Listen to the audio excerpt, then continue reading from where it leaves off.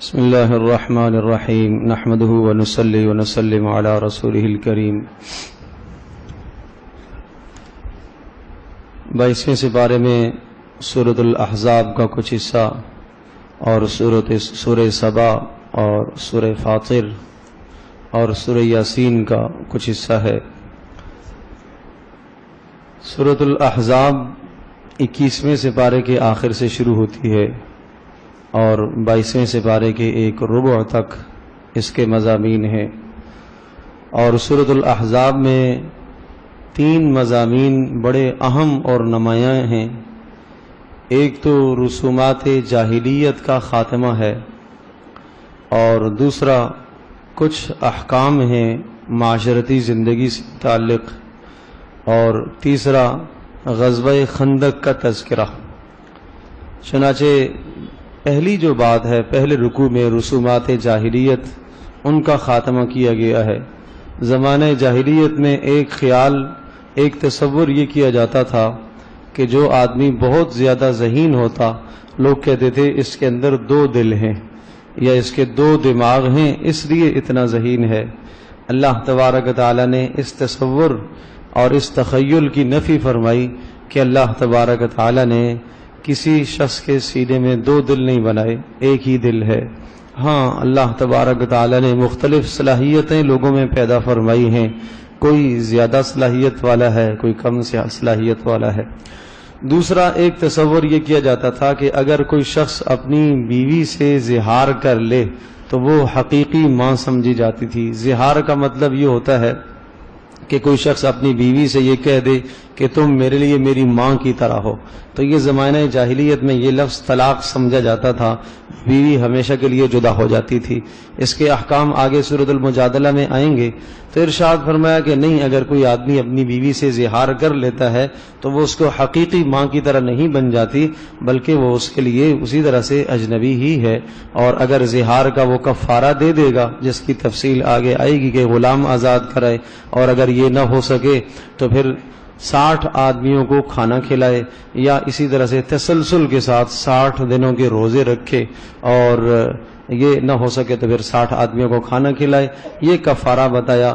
اگر کوئی آدمی اس قسم کا زہار کر لیتا ہے، ایسا جملہ بیوی کے حق میں کہہ لیتا ہے، تو پھر اس کے لیے یہ کفارہ ہے 60 آدمیوں کو کھانا کھلانا 2 وقت کا مساکین کو، یا تسلسل کے ساتھ 60 روزے رکھنا، تو پھر اس کے لیے وہ بیوی دوبارہ سے حلال ہو جاتی ہے اور اس کے عقد نکاح میں برقرار رہتی ہے۔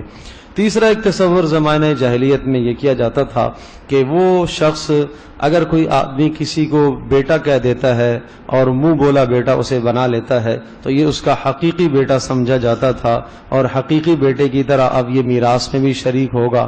اور اگر یہ کسی عورت سے نکاح کر لیتا ہے اور پھر اسے طلاق دے دیتا ہے، تو اس کی بیوی سے، مطلقہ سے آدمی کے لیے نکاح بھی کرنا جائز نہیں ہے، گویا کہ یہ اس کی بہو بن گئی ہے، حقیقی بیٹے کی بیوی کی طرح ہمیشہ کے لیے حرام قرار دی۔ تو اس تصور کا بھی ازالہ کیا گیا کہ ایسا نہیں ہے۔ پھر اس تصور، بلکہ یہاں 2 جو تصور تھے، ایک منہ بولے بیٹے کو حقیقی بیٹا تصور کیا جانا، اور دوسرا اسی طرح سے اس کی جو بیوی ہے، اس کی منکوحہ ہے، وہ طلاق کے بعد بھی اس کو کوئی لینے کے لیے تیار نہیں ہوتا تھا۔ ان دونوں خیالات کو ختم کیا گیا، اور اس کے لیے ایک تفصیلی واقعہ پیش آیا۔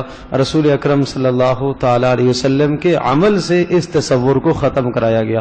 وہ اس طرح کہ حضرت زید بن حارثہ رضی اللہ تعالی عنہ، یہ نبی علیہ الصلوۃ والسلام کے منہ بولے بیٹے تھے، آپ علیہ الصلوۃ والسلام ان کو بیٹا کہتے تھے، صحابہ بھی ان کو زید بن محمد کہہ کے پکارتے تھے۔ یہ حال تھا، اتنا قرب اور اتنا تعلق تھا۔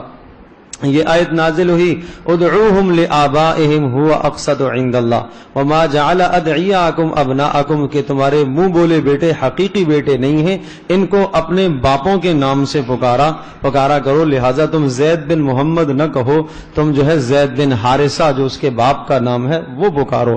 ما کان محمد ابا احد من رجالکم ولکن رسول اللہ، کہ تم مردوں میں سے محمد صلی اللہ علیہ وسلم کسی کے والد نہیں ہیں، آپ علیہ السلام کے جتنے بھی بچے تھے وہ بچپن میں انتقال کر دے، لہٰذا مردوں میں سے آپ علیہ السلام کسی کے والد نہیں ہیں. ہاں ولیکن رسول اللہ، نبی اللہ کا وہ رسول ہے، وخاتم النبیین، اور تمام نبیوں کے لیے خاتم بن کے آیا ہے. اس کا تعلق تمہارے ساتھ روحانی ہے. جس طرح سے باپ بیٹے کے لیے ایک مخلص اور محسن ہوتا ہے، اس طرح سے تمہارا نبی تمہارے حق میں مخلص بھی ہے، محسن بھی ہے، تمہارا مربی بھی ہے. تو یہ حقیقی بیٹے تم شمار نہیں کیے جاؤ گے، بلکہ تم روحانی بیٹے ہو، تم روحانی اولاد ہو نبی کی. تو اس واقعے کو عرض کیا کہ اس تصور کو ختم کرنے کے لیے پھر قصہ یہ ہوا کہ زید بن حارثہ رضی اللہ تعالی عنہ کا نکاح ہوا حضرت زینب بنت جہش سے. اور زینب بنت جہش رضی اللہ تعالی عنہ وہ قریش میں سے ان کا تعلق تھا، رسول پاک صلی اللہ علیہ وسلم کے خاندان کی تھی. تو حضرت صلی اللہ علیہ وسلم نے انہیں نکاح کا پیغام بھیجا زید کے لیے. انہوں نے سمجھا شاید یہ پیغام حضرت صلی اللہ علیہ وسلم نے اپنے لیے فرمایا ہے. انہوں نے خوشی خوشی قبول کیا. جب پتہ چلا نہیں یہ پیغام تو زید بن حارثہ کے لیے ہے، تو زینب بنت جہش رضی اللہ تعالی عنہا اور ان کے بھائی عبداللہ دونوں بہن بھائی سخت نالاں اور ناراض ہوئے کہ نہیں، اس طرح سے تو ہمیں تصور پسند نہیں ہے، ایک غلام سے ہماری بہن کا نکاح کیسے ہو. تو اس پر اللہ پاک نے یہ آیت اتاری، وما كان لمؤمن ولا مؤمنة اذا قضى الله ورسوله امرا ان يكون له الخيرة من امرهم، کہ کسی مسلمان مرد اور عورت کو ہرگز یہ بات زیب نہیں دیتی کہ جب اللہ اور اس کے رسول کا کوئی فیصلہ آ جائے اس فیصلے کے بعد اپنا کوئی اختیار چلائیں. جب اللہ اور اس کے رسول کا یہ فیصلہ ہے کہ زید بن حارثہ کا نکاح زینب سے ہوگا تو یہ ہوگا. چنانچہ نکاح ہوا، اور نکاح ہونے کے بعد پھر نباہ نہیں ہو سکا. کچھ وقت کے بعد طلاق ہو گئی. آپ علیہ السلام نے زید کو بہت روکا. وَإِذْ تَقُولُ لِلَّذِي أَنْعَمَ اللَّهُ عَلَيْهِ وَأَنْعَمْتَ عَلَيْهِ أَمْسِكْ عَلَيْكَ زَوْجَكَ، اے نبی وہ وقت یاد کرو کہ جب آپ اس آدمی سے کہہ رہے تھے جس پر اللہ نے بھی انعام فرمایا، آپ نے بھی انعام فرمایا. کیا کہہ رہے تھے؟ أَمْسِكْ عَلَيْكَ زَوْجَكَ، بیوی کو طلاق نہ دینا. اور وَتُخْفِي فِي نَفْسِكَ، اور آپ اپنے دل میں کچھ بات چھپا رہے تھے. واللہ مبدیہ، اللہ اس کو ظاہر کرنا چاہ رہا تھا. کیا مطلب؟ آپ علیہ السلام اپنے دل میں یہ چھپا رہے تھے کہ اگر زید نے طلاق دی تو پھر ایسا نہ ہو کہ زینب کی دلجوئی کے لیے مجھے نکاح کرنا پڑے، اور اگر میں نے زینب سے نکاح کیا تو لوگ یہی کہیں گے کہ دیکھو اپنے بیٹے کی بیوی سے نکاح کر لیا. اور یہ رسم وہاں بہت بری سمجھی جاتی تھی. تو اللہ پاک چاہ رہے تھے کہ اس کا خاتمہ ہو اور نبی کے ذریعے سے خاتمہ ہو. تو فرمایا کہ آپ تو اپنے دل میں ایک بات چھپا رہے تھے، اللہ اسی کو ظاہر کرنا چاہ رہا تھا. اور آپ کو یہ خدشہ اور خطرہ تھا کہ لوگ ملامت کریں گے، لوگ برا بھلا کہیں گے. اللہ تبارک و تعالیٰ سے ہی ڈرنا چاہیے. فلما قضا زید منہا وطرا زوجنا کہا، اور جب زید نے انہیں طلاق دے دی تو زید کا نام اس لیے قرآن میں اللہ پاک نے ذکر فرمایا کہ ان کی نسبت نبی صلی اللہ علیہ وسلم سے کٹی. زید بن محمد لوگ کہتے تھے، اب نسبت ہو گئی زید بن محمد. تو ان کی حوصلہ افزائی کے لیے اور دل جوئی کے لیے اللہ پاک نے ان کا نام قرآن میں ذکر فرمایا. یہ واحد صحابی ہیں جن کا نام قرآن میں آیا، زید بن حارثہ رضی اللہ تعالی. زید دو ہیں، ایک زید بن ثابت ہیں اور ایک زید بن حارثہ ہیں. یہ تذکرہ ہے زید بن حارثہ رضی اللہ تعالی عنہ کا، جو جنگ موتا میں شہید ہوئے تھے. اور آپ علیہ الصلوۃ والسلام نے اس جنگ کے اندر ایک عجیب بات سامنے آئی تھی کہ آپ علیہ السلام نے کہا زید بن حارثہ امیر ہوں گے، اور اگر یہ شہید ہوں گے تو عبداللہ بن رواحہ ہوں گے، اور اگر یہ شہید ہو گئے تو پھر اس کے بعد اپنی مرضی سے تم جسے چاہو مقرر کر لینا. تو یہ لوگوں کو پتہ چل گیا کہ یہ تو شہید ہو گئے جن کے متعلق اللہ کے نبی نے فرمایا ہے کہ یہ شہید ہوں گے، یہ شہید ہوں گے، یہ تو ہو ہی گئے، اس لیے کہ اللہ کے نبی نے جب کہہ دیا. پھر اس کے بعد حضرت خالد بن ولید رضی اللہ تعالیٰ عنہ کو مسلمانوں نے امیر مقرر کر لیا تھا. تو زید بن حارثہ رضی اللہ تعالیٰ کا یہاں نام آیا. ارشاد فرمایا زوجنا کہا لکی لا یکون علی المؤمنین حرج، اے نبی پھر ہم نے آسمانوں پر زینب کا نکاح آپ سے کرا دیا. حضرت زینب رضی اللہ تعالیٰ عنہ کے لیے یہ فضیلت تھی کہ حضرت زینب کا نکاح آسمانوں پر ہوا ہے. اللہ نے خود ہی نکاح کرایا، خود ہی فرشتے گواہ ہوئے، سب یہ نظام آسمانوں پر ہوا. رسول پاک صلی اللہ علیہ وسلم کو اس کی اطلاع دی گئی ہے کہ زینب کا نکاح اللہ پاک نے خود آپ سے کرایا ہے۔ یہ حضرت زینب رضی اللہ تعالیٰ عنہ کے لیے بھی اعزاز کی بات تھی کہ ان کی بھی یوں سمجھے کہ حوصلہ شکنی ہوئی تھی کہ ایک شخص سے نکاح ہو اور نکاح کے بعد طلاق واقع ہو جائے۔ فرمایا یہ ہم نے اس لیے کیا لِكَيْ لَا يَكُونَ عَلَى الْمُؤْمِنِينَ حَرَجٌ، تاکہ ایمان والوں کے لیے کوئی تنگی نہ ہو، فی ازواج ادعیائہم اذا قضوا منہن وطرا، کہ اپنے منہ بولے بیٹوں سے کے معاملے میں کوئی تنگی نہ ہو کہ جب منہ بولے بیٹے اپنی بیویوں کو طلاق دے دیں اور عدت پوری ہو جائے تو ان سے نکاح کیا جا سکتا ہے۔ تو اس رسم کا اس طرح سے خاتمہ کیا گیا اور آن حضرت صلی اللہ علیہ وسلم کے توسط سے اس رسم کا خاتمہ کیا گیا۔ باقی عرض کیا کہ سورۃ الاحزاب کے اندر غزوہ خندق کا بھی تذکرہ ہے، اس کو غزوہ احزاب بھی کہتے ہیں اور غزوہ خندق بھی کہتے ہیں۔ یہ تقریباً 5 ہجری کی بات ہے۔ پہلا جو معرکہ پیش آیا تھا بدر کا آیا تھا، پھر دوسرا جو بڑا معرکہ پیش آیا وہ احد کا پیش آیا۔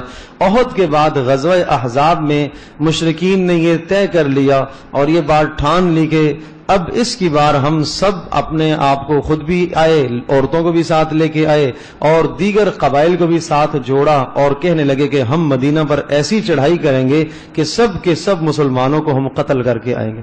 چنانچہ حضرت صلی اللہ علیہ وسلم کو اس کی اطلاع ہوئی کہ مشرکین اس ناپاک ارادے سے مدینہ منورہ کی طرف وہ سفر کر رہے ہیں، تو حضرت صلی اللہ علیہ وسلم نے صحابہ سے رائے لی۔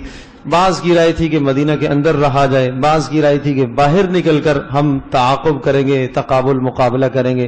چنانچہ آپ علیہ السلام اسی رائے پر طے قرار بات پائی گئی۔ آپ علیہ السلام نے کہا باہر نکلیں گے۔ مدینہ منورہ شہر سے تھوڑے سے باہر ایک مقام پر آئے اور وہاں رسول پاک صلی اللہ علیہ وسلم جب پہنچے تو حضرت صلی اللہ علیہ وسلم نے صحابہ کو خندق کھودنے کا حکم دیا۔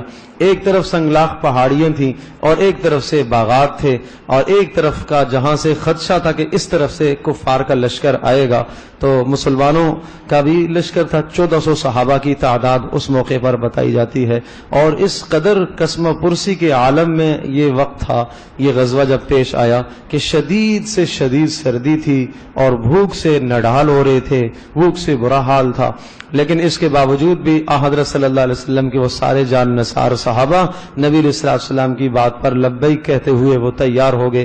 حضرت صلی اللہ علیہ وسلم نے بیچ میں ایک ایسی چٹان آئی کہ صحابہ نے کہا اللہ کے رسول بڑی سخت ہے، آپ تشریف لائیں۔ 10 صحابہ کی مقرر فرمایا تو آپ علیہ السلام نے خود اس چٹان کو توڑنے کے لیے ایک ضرب لگائی تو چنگاریاں نکلی اور آپ نے فرمایا مجھے روم کے محلات دکھائے گئے کہ روم کے علاقے فتح ہوں گے۔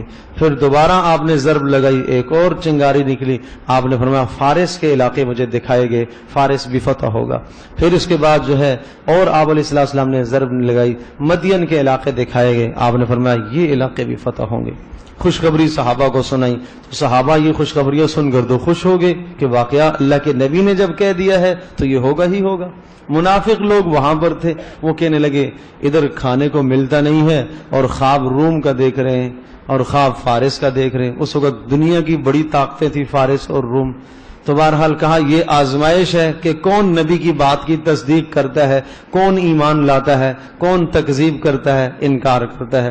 تو منافقوں نے اس موقع پر بھی بعض منافق ایسے تھے کہ جنہوں نے چالیں چلی اور یہ کہا کہ ہم مدینہ میں واپس جانا چاہتے ہیں، ہمارے گھر کھلے ہوئے ہیں۔ اللہ نے ارشاد فرمایا نہیں ان کے گھر کھلے ہوئے نہیں ہیں، ان یریدون الا فرارا، یہ تو جھوٹ بولتے ہیں، یہ تو بھاگنا چاہتے ہیں۔ اور جب اس قسم کے حالات آتے ہیں اور تنگیاں آتی ہیں ایمان والوں پر تو یہ بھاگنے کی کوشش کرتے ہیں، اور جب اللہ پاک مسلمانوں کو فتح اور کامیابی دیتا ہے تو یہ کہتے ہیں ہم بھی تمہارے ساتھ ہیں۔ مال غنیمت لوٹنے کے لیے، دنیاوی منافع حاصل کرنے کے لیے تو آ جاتے ہیں، اشحۃ علیکم، چرب زبان ہو کر آ کے بات کرتے ہیں آپ سے، اور اس طرح سے بات کرتے ہیں جیسے ان سے زیادہ کوئی مخلص ہے ہی نہیں ہے۔ فرمایا فَإِذَا جَاءَ الْخَوْفُ رَأَيْتَهُمْ يَنظُرُونَ إِلَيْكَ تَدُورُ أَعْيُنُهُمْ كَالَّذِي يُغْشَى عَلَيْهِ مِنَ الْمَوْتِ، اور جب جنگ کے خطرات ٹل جاتے ہیں تو اب پریشان ہو جاتے ہیں کہ اب کیا ہوگا، ہم تو تھے نہیں اس جنگ کے اندر، شرکت تو ہم نے کی نہیں ہے اور اب ہمیں ملامت ہوگی۔ ارشاد فرمایا اولئک لم یؤمنوا فاحبط اللہ اعمالهم، اللہ پاک کو ایسوں کا ایمان اللہ کو قبول نہیں ہے اور اللہ نے ان کے سارے اعمال کو برباد کر دیا، ضائع کر دیا۔ لقد کان لکم فی رسول اللہ اسوۃ حسنہ، ان کے لیے نبی کی زندگی بہترین نمونہ ہے۔ اگر نبی پاک صلی اللہ علیہ وسلم خود بنفس نفیس اس جنگ میں شریک ہو رہے تو انہیں بھی ہونا چاہیے۔ من المؤمنین رجال صدقوا ما عاہدوا اللہ علیہ، ایمان والوں کا تو یہ حال ہے کہ وہ اللہ اور اس کے رسول سے جو انہوں نے وعدے کیے وہ سچ کر کے دکھائے ہیں، انہوں نے لڑ کر دکھایا، ہر غزوے کے اندر وہ پیش رہتے تھے، اور جب بھی اس قسم کے حالات ان کے سامنے آتے تو ان کے ایمانوں میں اللہ پاک نے اضافہ ہی فرمایا۔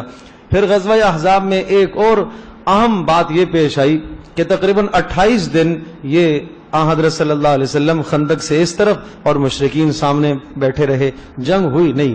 28 دن کے بعد اللہ پاک نے مشرکین کے دلوں میں روب ڈال دیا، پھوٹ ڈال دی، ڈر گئے اور بھاگ گئے۔ وہ جب وہ بھاگے تو مدینہ میں جو یہود آباد تھے انہوں نے بھی مسلمانوں کے ساتھ غداری کی، انہوں نے اس طرح سے غداری کی کہ انہوں نے مشرکین کے ساتھ گٹھ جوڑ کر لی اور یہ کہنے لگے، مشرکین سے کہا کہ آپ باہر سے آؤ، ہم اندر سے آئیں، مل کر مسلمانوں کو پیٹیں گے، ماریں گے، اور انہوں نے بھی غداری کی۔ اچھا خاصا انہوں نے اسلحہ فراہم کیا۔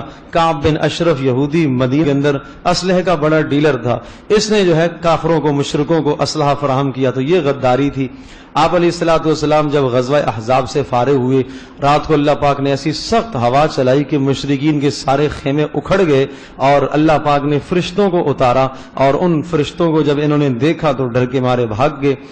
تو صبح کو رسول پاک صلی اللہ علیہ وسلم نے غسل فرمایا، اسلحہ ہتھیار آپ نے اتار دیے، تو رسول اکرم صلی اللہ علیہ وسلم نے جیسے ہی غسل فرما لیا، ظہر کی نماز پڑھی، حضرت جبریل آگے اور کہا کہ فرشتوں نے ابھی تک ہتھیار نہیں اتارے اور آپ لوگوں نے پہلے اتار دیے، اور اللہ کا حکم ہے آپ کو کہ بنو قریظہ جو مدینہ میں جو یہود آباد تھے جنہوں نے آپ سے غداری کی ہے، اب آپ کو وہاں چلنا ہے۔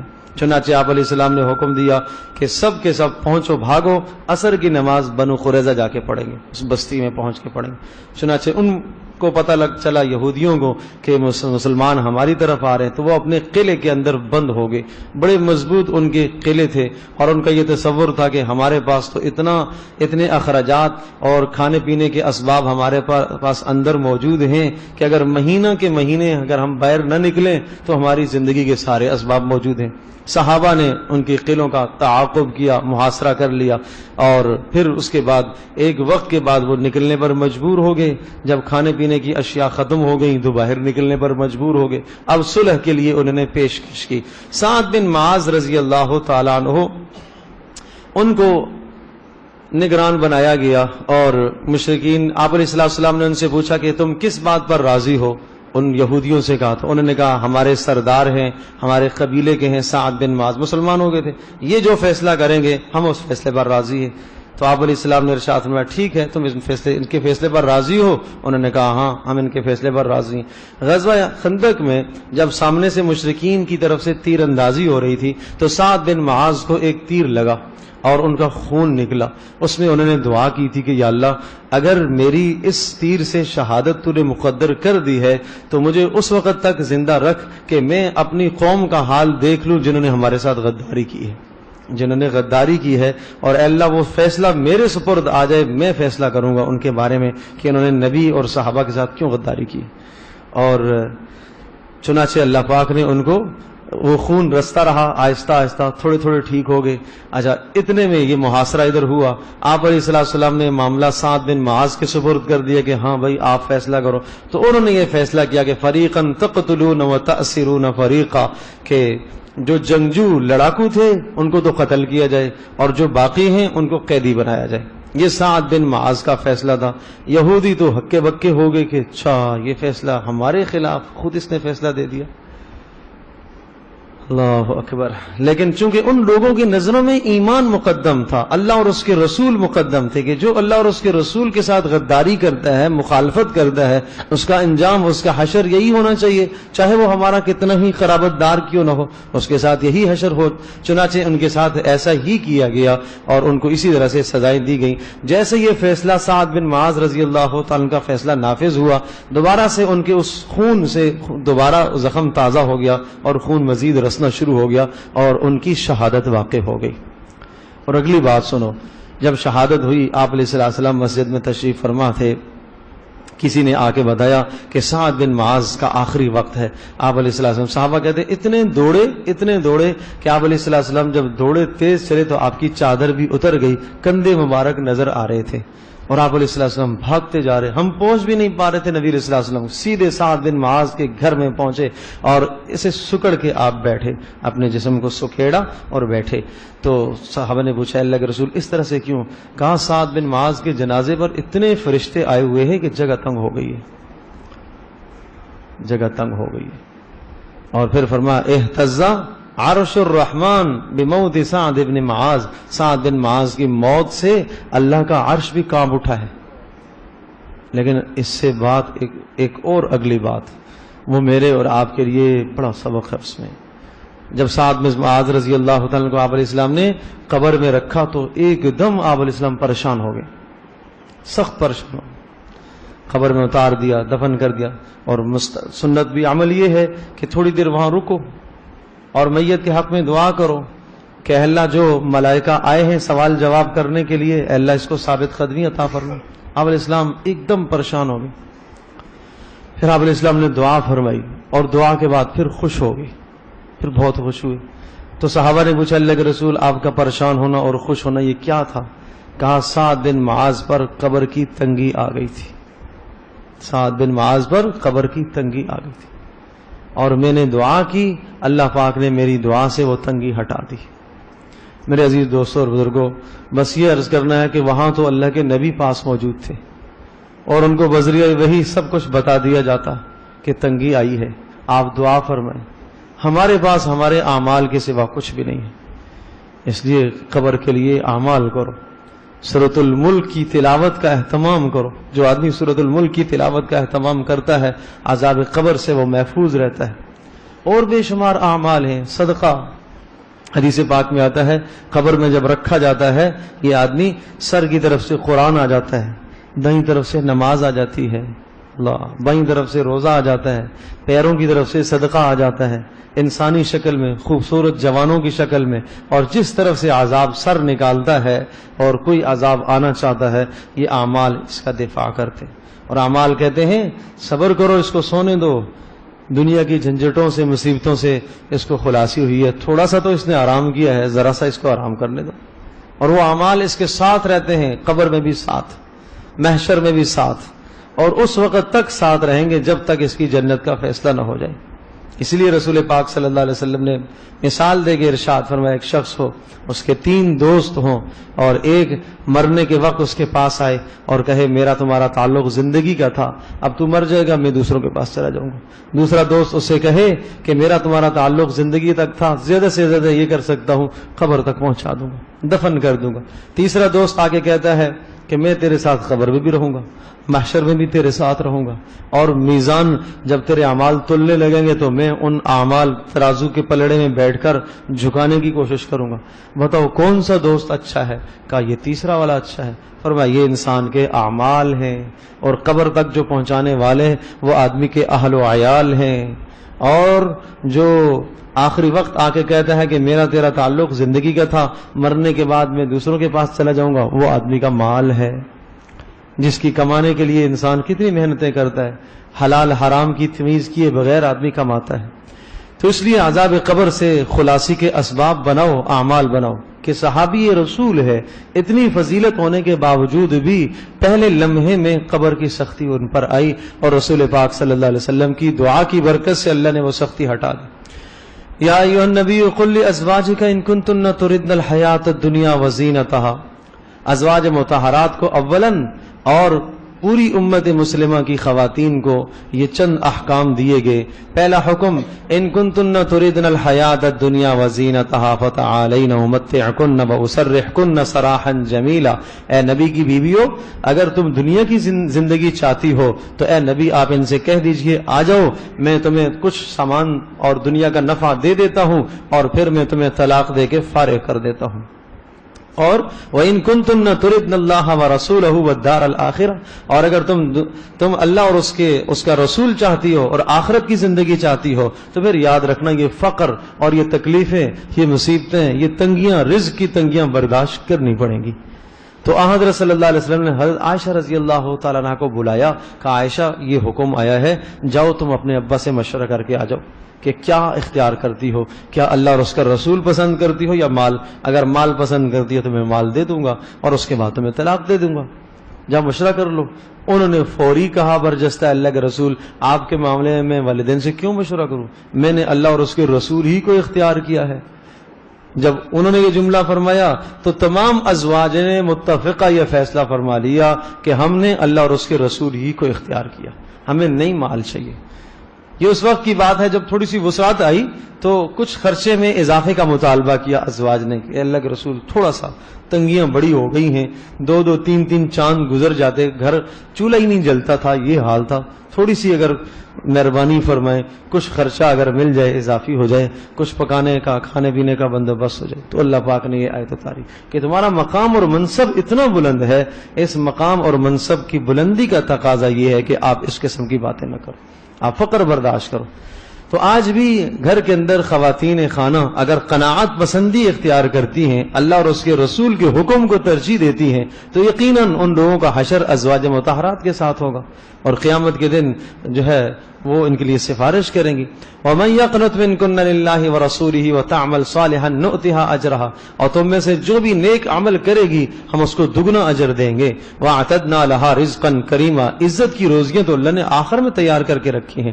یا نساء النبی لستن كأحد من النساء إن اتقيتن، اے نبی کی بیویوں جب تمہیں بات کرنے کی نوبت آئے کسی غیر محرم سے، فلا تخضعن بالقول، بات میں نرمی نہ اختیار کرنا، دو ٹوک بات کرنا، صاف ستھری بات کرنا۔ فیطمع الذی فی قلبہ مرض، اس لیے کہ جس کے دل میں بیماری ہے، نفاق ہے، کفر ہے، شک ہے اور شہوت پرست آدمی ہے، ممکن ہے اس کے دل میں برا خیال پیدا ہو۔ وقلن قولا معروفا، اور سیدھی بات کرنا۔ وقرن فی بیوتکن، اور اپنے گھر میں ٹکی رہنا، گھر سے باہر نہ نکلنا۔ ولا تبرجن تبرج الجاہلیت الاولی، نکلنے کی حاجت پیش آئے تو جاہلیت کے طریقے پر نہ نکلنا بلکہ باحجاب ہو کے نکلنا، حجاب پہن کر جانا۔ وَأَقِمْنَ الصَّلَاةَ، نماز قائم کرتی رہنا۔ وَآتِينَ الزَّكَاةَ، زکات دیتی رہنا۔ وَأَطِعْنَ اللَّهَ وَرَسُولَهُ، اور اللہ اور اس کے رسول کی اطاعت کرتی رہنا۔ ان اعمال کی بدولت سے اللہ پاک تمہارے گناہوں کو پاک کرے گا۔ وَاذْكُرْنَ مَا يُتْلَى فِي بُيُوتِكُنَّ مِنْ آيَاتِ اللَّهِ، اور اللہ کا کلام جو تمہارے گھروں میں اترتا ہے اس کی تلاوت کرتی رہنا۔ ان اللہ کان لطیفا خبیرا، اللہ تبارک تعالیٰ اپنے بندوں کے تمام اعمال پر باخبر ہے۔ ان المسلمین والمسلمات، پھر کچھ خواتین آئیں کہ اللہ کے رسول قرآن میں مردوں ہی کا تذکرہ ہے، ہمارا تو کوئی تذکر ہی نہیں آتا۔ یا ایھا الذین آمنوا، اے وہ لوگوں جو ایمان لائے ہو، اقیم الصلاۃ، یہ سب صیغے سب خطابات مردوں کے ہیں، عورتیں ضمن میں آتی ہیں، تو عورتوں نے یہ کہا اللہ کے رسول یہ تو سارا مسئلہ عورتوں کا تو ہے ہی نہیں، کہیں تذکرہ ہی نہیں ہے۔ اس پر اللہ پاک نے یہ آیت اتاری، ان المسلمین والمسلمات، اسلام لانے والے اسلام لانے والے عورتیں، اور ایمان لانے والے مرد ایمان لانے والی عورتیں، والقانتین والقانتات، اور تواضع اختیار کرنے والے، قنوت اللہ کے سامنے بندگی کرنے والے مرد اور عورتیں، اور صادقین سچے مرد سچی عورتیں، صبر کرنے والے مرد صبر کرنے والی عورتیں، خاشعین والخاشعات، خشوع اور خضوع اختیار کرنے والے مرد اور عورتیں، والمتصدقین والمتصدقات، خوب صدقہ کرنے والے مرد اور عورتیں، والصائمین والصائمات، روزہ رکھنے والے مرد اور عورتیں، والحافظین فروجهم والحافظات، اور شرمگاہوں کی حفاظت کرنے والے مرد اور شرمگاہوں کی حفاظت کرنے والی عورتیں، والذاکرین اللہ کثیرا والذاکرات، کثرت سے اللہ کو یاد کرنے والے مرد اور عورتیں۔ اللہ نے اعد اللہ لہم مغفرتا، اللہ نے ان کے لیے مغفرت کا وعدہ فرمایا ہے اور بڑے اجر کا وعدہ فرمایا۔ یہ 10 خوبیاں ذکر فرمائی، یہ 10 وہ خوبیاں ہیں جو گزشتہ کتابوں کے اندر بھی ہیں، تورات انجیل میں بھی یہ خوبیاں موجود ہیں کہ جو آدمی ان خوبیوں کو اختیار کرتا ہے اللہ تبارک تعالیٰ نے اس کے لیے بہت بڑا اجر تیار کر کے رکھا ہے۔ یا ایھا النبی یا ایھا الذین آمنوا اذا نکحتم المؤمنات ثم طلقتموهن، کچھ معاشرے کے پھر احکام بتائے اور کچھ احکام ایسے تھے جو نبی پاک صلی اللہ علیہ وسلم کے ساتھ خاص تھے۔ نبی علیہ الصلوۃ والسلام کے ساتھ ایک حکم یہ خاص تھا کہ نبی علیہ الصلوۃ والسلام کو 4 سے زیادہ ازواج کی اجازت دی، اور یہ اجازت اس لیے دی ہے کہ رسول اکرم صلی اللہ تعالی علیہ وسلم کے گھر میں رہ کر ازواج مطہرات تاکہ دین سیکھیں، حضرت صلی اللہ علیہ وسلم کی گھریلو زندگی کو سیکھیں اور اس کو آگے منتقل کریں۔ اور دوسری وجہ یہ ہے تاکہ حضرت صلی اللہ علیہ وسلم کا زیادہ تعلق خاندانوں سے جڑ جائے۔ ظاہر سی بات ہے کہ ایک خاندان ایسا تھا کہ ایک شادی آپ علیہ السلام نے فرمائی، اس خاندان کے 2000 افراد ایک وقت مسلمان ہوئے۔ تو یہ برکت تھی اس کی کہ آپ علیہ السلام کا خاندان بڑے، زیادہ سے زیادہ خاندان بڑے، اور یہ ساری شادیاں آپ علیہ السلام نے جو فرمائی ہیں وہ مدینہ منورہ میں جا کر 53 سال کی عمر تو آپ علیہ السلام نے مکہ میں گزاری ہے، اور اس کے بعد 10 سالہ زندگی مدینہ میں۔ مکہ میں آپ علیہ السلام کی جو شادی تھی وہ خدیجہ ہی سے تھی، اس کے بعد مدینہ میں جا کے یہ باقی شادیاں فرمائی ہیں، اس لیے کہ مدینہ کے اندر احکام اترنے کا زمانہ آیا۔ اب سورۃ البقرہ اتر رہی ہے، سورۃ النساء ہے، سورۃ المائدہ، یہ سب مدنی صورتیں ہیں جن میں تفصیل سے احکام ہیں، تفصیل سے سورۃ الاحزاب ہے، اس میں احکام ہی احکام ہیں۔ تو جہاں احکام کی بات آئی تو جس طرح سے باہر ایک مردوں کی جمع غفیر ایک صحابہ کی جماعت تھی، آپ علیہ السلام سے دین سیکھ رہی ہے اور دین کو نقل کر رہی وہ جماعت، اسی طرح سے گھر کے اندر بھی ضرورت اس بات کی تھی کہ ایک بڑی جماعت ہو جو نبی علیہ السلام سے دین سیکھے اور نقل کرے، اس لیے رسول پاک صلی اللہ علیہ وسلم کو اس کی اجازت دی گئی۔ یا ایھا الذین آمنوا لا تدخلوا بیوت النبی الا ان یؤذنکم۔ پھر حضرت زینب رضی اللہ تعالیٰ عنہ کا جب ولیمہ ہوا، وہی آسمانوں پر نکاح نبی علیہ السلام سے ان کا ہوا، اور آپ علیہ السلام نے جو ہے ولیمے کی تقریب بلائی اور صحابہ کو بلایا۔ زینب رضی اللہ تعالیٰ عنہ گھر میں بیٹھی ہیں، دیوار کی طرف منہ کر کے بیٹھ گئیں، بیچ میں آپ نے پردہ لگا دیا اور صحابہ نے کھانا کھایا۔ کھانا کھانے کے بعد تھوڑی دیر رک کے آپس میں بات چیت کرنے لگے۔ نبی علیہ السلام حیا کے مارے نہیں کہہ پائے کہ بھائی چلو تم نکل جاؤ، ہمیں گھر میں تنگی ہو رہی ہے، ایک ہی گھر ہے، ایک ہی کمرہ ہے۔ اللہ پاک نے اس پر یہ آیت اتاری اور آداب بتائے کہ جب کسی کے گھر میں جاؤ تو کیا آداب ہے۔ پہلا ادب یہ ہے کہ بلا اجازت کسی کے گھر میں داخل نہ ہوا کرو۔ دوسرا ادب یہ بتایا کہ جب تمہیں دعوت دی جائے تو جایا کرو، بلا دعوت تم نہ جایا کرو۔ اگر دعوت ایک فرد کو دی ہے تو وہ ایک ہی جائے، وہ 2 کو ساتھ نہ لے کے جائے، وہ 3 کو ساتھ نہ لے کے جائے، یہ خلاف ادب ہے۔ اور اسی طرح سے اگر تمہیں ازواج مطہرات سے بات کرنے کی ضرورت پڑے تو پھر پردے کے پیچھے سے بات کرو، باحجاب ہو کے بات کرو۔ اور اسی طرح سے یہ ادب بتایا کہ جب تم کھانا کھا چکو تو پھر اس کے بعد وہاں بیٹھ کے بات چیت نہ کرو، بلکہ فوری وہاں سے نکل جاؤ فارغ، تاکہ صاحب بیت کو جو آپ کا میزبان ہے اس کو کسی قسم کی تنگی اور تکلیف نہ ہو۔ فرمایا ان تمام چیزوں سے ایذا لازم آتی ہے، تکلیف ہوتی ہے۔ یا ایھا النبی قل لازواجک وبناتک ونساء المؤمنین۔ پھر ایک اور حکم نبی علیہ الصلوۃ والسلام کو دیا کہ آپ اپنی بیویوں کو، بیٹیوں کو اور تمام مسلمان خواتین کو یہ حکم دیجیے یدنین علیہن من جلابیبہن، کہ وہ اپنے چہروں پر چادروں کو ڈال کر باہر نکلا کریں۔ ای یغطین رؤوسہن، اپنے چہروں کو ڈھانپا کریں، سروں کو ڈھانپ کر باہر نکلا کریں، یہ ان کے لیے زیادہ مناسب اور بہتر ہے۔ اس آیت کے نازل ہونے کے بعد تمام کی تمام صحابیات ازواج مطہرات وہ پردے میں ملبوس ہو گئی۔ حضرت عمر رضی اللہ تعالیٰ کی یہ رائے تھی، اے اللہ کے رسول میری یہ تمنا ہے کہ آپ کے گھر میں ہر قسم کے لوگ آتے ہیں، آپ ازواج کو پردے کا حکم دیں۔ آپ علیہ السلام نے ارشاد فرمایا تمنا تو میری بھی ہے، لیکن حکم جب تک اللہ کا نہیں آئے گا میں اس حکم کو تو نہیں نافذ کر سکتا، اس لیے کہ میرے حکم، میری شریعت کے سارے قانون آسمانوں سے بن کے آتے ہیں۔ اسی پر پھر اللہ پاک نے یہ آیت نازل فرمائی جس میں حضرت عمر رضی اللہ تعالیٰ کی تائید بھی ہو گئی، اور وہ فرمایا کرتے تھے کہ میرے رب نے میرے ساتھ موافقت کی ہے اس چیز میں کہ میں نے کہا کہ پردہ کیا جائے، اللہ نے پردہ اتارا، اور میں نے کہا کہ مقام ابراہیم پر 2 رکعت نماز نفل ادا کیے جائیں، اللہ تبارک تعالیٰ نے اس کا حکم دے دیا۔ تو یہ جو ہے میری تائید میں اللہ پاک نے آیتیں نازل فرمائی ہیں۔ 22 جگہ ہیں قرآن میں جہاں حضرت عمر رضی اللہ تعالیٰ کی تائید میں قرآن اترا ہے۔ اور پھر پردے کے کچھ اصول ضابطے بتائے۔ پردہ ایسا ہونا چاہیے جو ساتر ہو، بدن کو چھپانے والا ہو۔ دوسری شرط پردے کے لیے یہ ہے کہ وہ پرکشش نہ ہو، ایسا نہ ہو کہ جو دوسروں کی نظروں کو اپنی طرف متوجہ کرے۔ اور تیسری کہ وہ معطر نہ ہو۔ چوتھی شرط یہ ہے کہ وہ ایسا پردہ ہو، ایسا حجاب ہو جو مردوں کے مشابہ نہ ہو۔ اور 5ویں شرط یہ ہے کہ ایسا نہ ہو جو کافرہ عورتوں کے مشابہ لباس نہ ہو پردے کا۔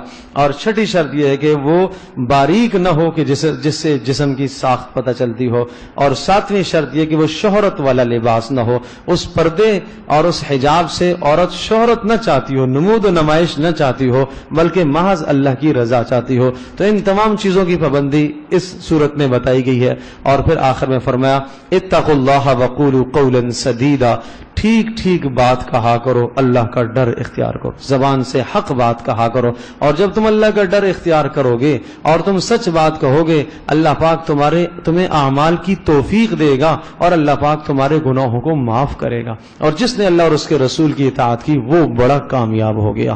اللہ پاک ہم سب کو یہ کامیابیاں نصیب فرمائے۔